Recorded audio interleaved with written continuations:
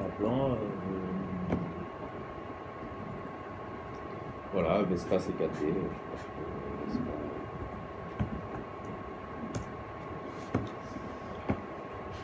Ok. Donc, d'abord, on va donc peut-être renommer ce plan ici, l'appeler front. On va repasser en mode objet, ici. Et on va commencer donc par modéliser la partie moteur, donc le carénage arrière, toute cette partie-là. Alors, pour l'instant, notre vue de front ne nous intéresse pas, donc on va la désactiver. Ici, vous avez une petite croix verte, une petite check verte.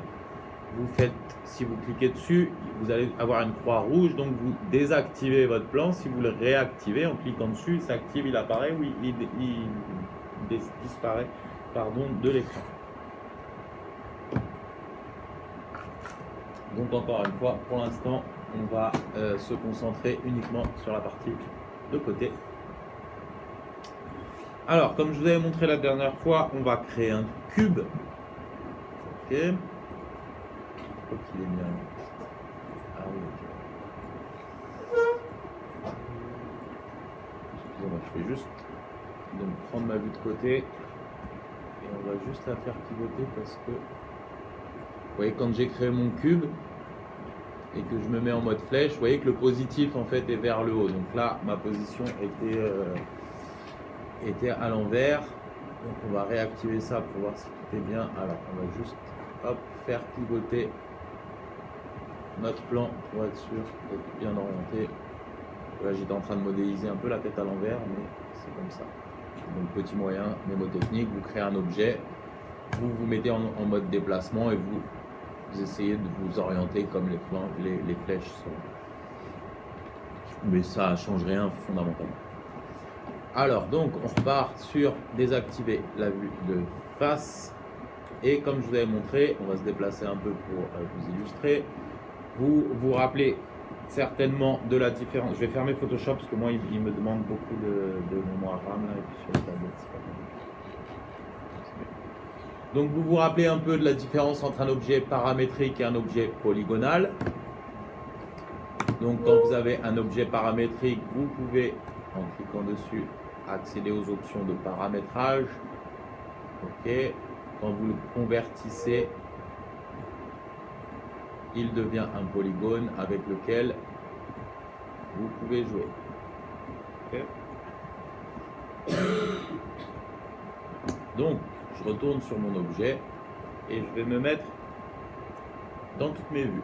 Alors, je vais d'abord adapter mes vues. Je ne sais pas si vous vous rappelez des raccourcis clavier. Donc, vous activez le fonction. Et F1, ça va être pour la perspective. F2 pour la vue de dessus. F3 pour la vue de côté. F4 pour la vue de face. F5 pour avoir les 4 vues en même temps. Je vous rappelle encore une fois que en cliquant sur affichage ou display en anglais, vous pouvez changer le mode d'affichage. Donc si vous voulez du wireframe, si vous voulez des ombrages constants, des lignes cachées, etc. Donc nous, on va se mettre en vue de côté et on va commencer à modeler notre carénage. L'idée, ça va être d'abord de se mettre en mode objet et simplement de proportionner très sommairement le cube qu'il ait à peu près la shape générale. Donc, ce que je vais vous montrer dans cet exercice, c'est comment modeler des formes plus ou moins organiques, plus ou moins mécaniques à partir d'un bloc. Donc c'est vraiment très proche du clay modeling, du modelage clé, mais il y a d'autres techniques dans Cinema 4D qui ressemblent pas mal à Rhino pour construire des volumes à partir de courbes bien précises, bien définies. Là c'est une approche très intuitive, très plastique, mais dans un autre TP on regardera les autres approches qui sont peut-être plus précises mais moins intuitives. Pardon. Alors, donc, on on va changer d'affichage et on va se mettre en nombrage rapide avec des lignes, justement pour pouvoir voir un peu le nombre de segments. Alors, je vais afficher les 4 vues, comme ça vous verrez peut-être, en temps réel, vous verrez peut-être un peu mieux à quoi ça correspond. Donc, je zoome là-dessus. Vous voyez qu'en vue de face, il est encore un peu large, donc on va rétrécir un peu. Vous voyez que c'est très visuel comme approche, mais ça fonctionne relativement bien. Donc, par défaut, votre cube, votre objet paramétrique, quand vous cliquez dessus et que vous allez dans les options d'objet, il a un seul segment. Alors, on va modifier ce segment, on va modifier le nombre de segments, on va voir un peu à quoi ça correspond.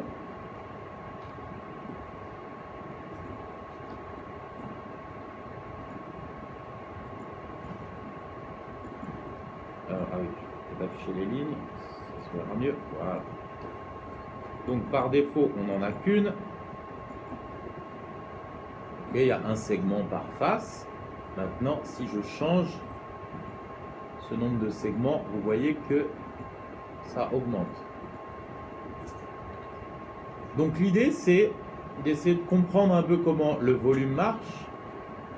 C'est de savoir comment découper ce volume. Il y aurait peut-être une découpe ici, peut-être une découpe ici et peut-être une découpe ici. Donc cette partie-là, on va pouvoir le couper en 1, 2, 3, allez en 4 peut-être. Donc je réactive mon cube. Et voilà, 1, 2, 3, 4 parties pour avoir les 4 grandes axes. Ensuite, on peut désactiver ça aussi. Encore mieux. Ce cube-là, on va le couper en 2 pour l'instant. Vous voyez que dans cet axe-là, si je le coupe en 2, il y a 2 parties. Donc une ici, une ici. Même si objectivement, le résultat est exactement le même. Ça ne change pas l'esthétique, mais vous voyez que ça change son découpage. Alors l'idée, c'est que dans cet axe-là, on garde un chiffre pair pour ici. Pourquoi? Parce qu'on va supprimer toute cette partie-là et on va faire une symétrie de ce côté-là. Vous comprenez un peu, on va travailler juste un seul côté du scooter et l'autre sera un miroir. Donc pour être plus précis, on va juste garder un nombre pair là-dessus, donc ce serait 2, ce serait 4, pour pouvoir supprimer vraiment un seul côté proprement et qu'il soit bien coupé en 2 dès le départ. Donc on va prendre 2. Et pour le dernier ici, donc encore une fois, on peut afficher notre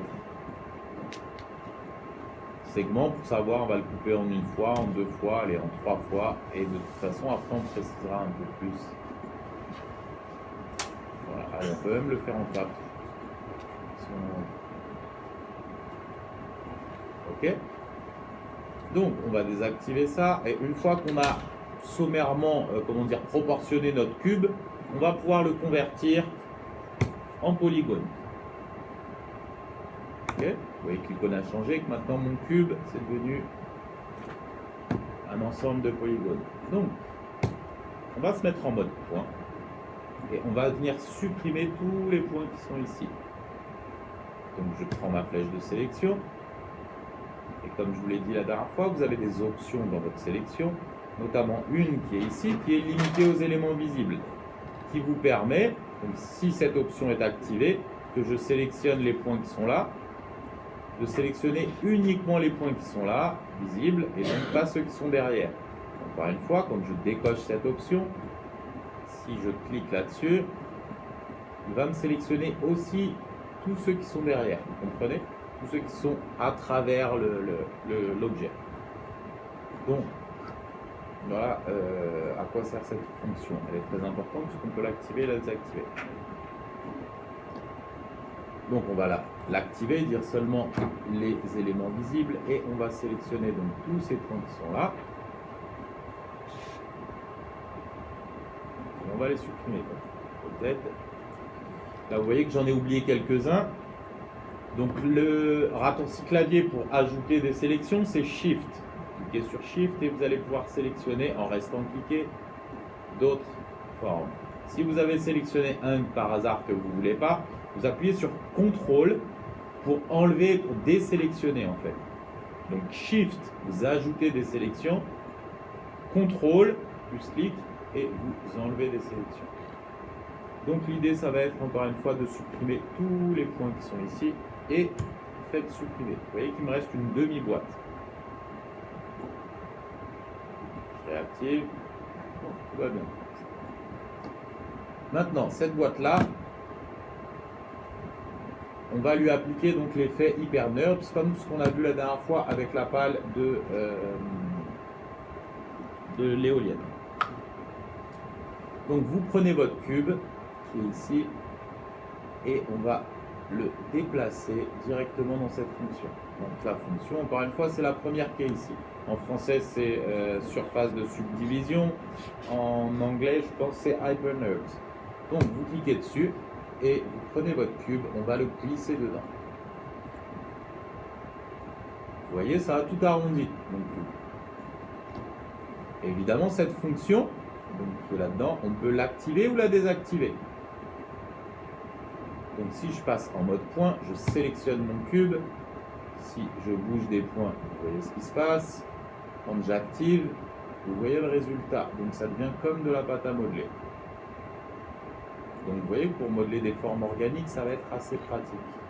Il n'y a pas besoin de tracer de courbe, mais ça va être vraiment du déplacer des points. Donc on active ça, et maintenant ce qu'on va faire, c'est qu'on va prendre une symétrie pour faire l'autre moitié. Comme ça, quand on va bouger un point, l'autre partie bouge en temps réel. Donc on va aller chercher notre symétrie, vous allez sur l'espèce de petit trou là, répétition, restez cliquer dessus, et vous avez un outil qui s'appelle symétrie. Vous cliquez dessus et on va glisser notre fonction subdivision dans symétrie. Donc on a notre symétrie, notre subdivision et notre cube. Évidemment, chacune de ces fonctions est activable et désactivable indépendamment. Donc si je prends ce point-là et que je le bouge, vous voyez qu'en temps réel, ça va bouger. Si j'active ou je désactive la symétrie, voilà ce qui se passe. Okay. La symétrie reste la même. On peut donc activer, désactiver une fonction. Vous comprenez le principe?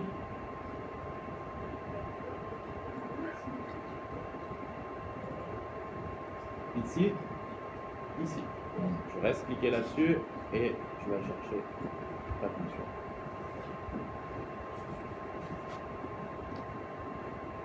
Maintenant, l'idée, ça va être de sculpter notre forme autour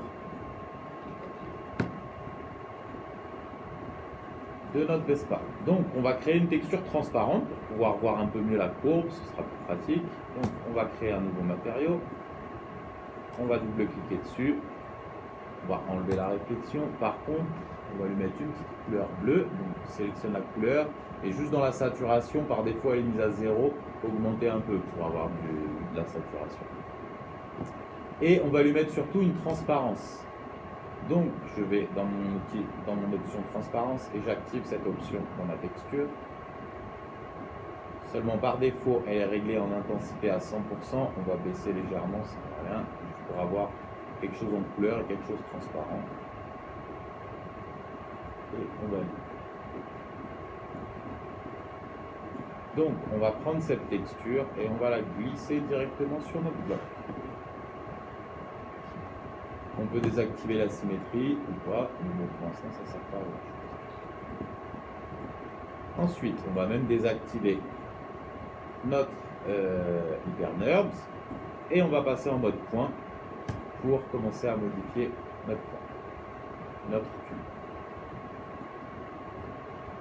Donc on va se remettre en vue de côté, F3, et comme je vous l'ai dit, on va donc prendre notre flèche de sélection. Et je vous ai parlé donc de cette option limitée aux éléments visibles. Là, si je clique ici, on va se remettre en 5. Quand je sélectionne ici en vue de côté, vous voyez que je sélectionne uniquement ce point-là.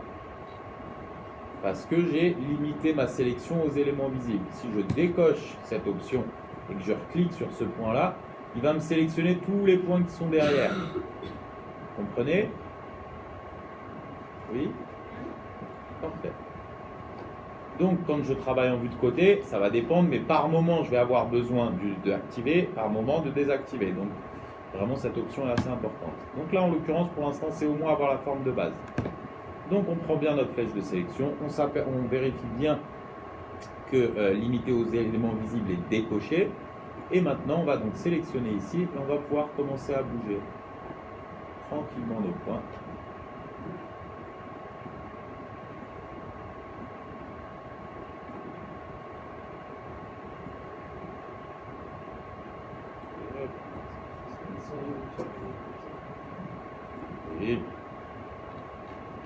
on va aller chercher ce point-là et on va descendre légèrement.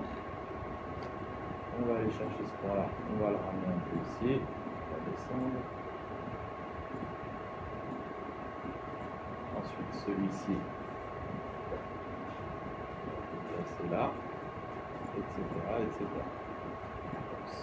Z, ah, pardon. Z, pardon.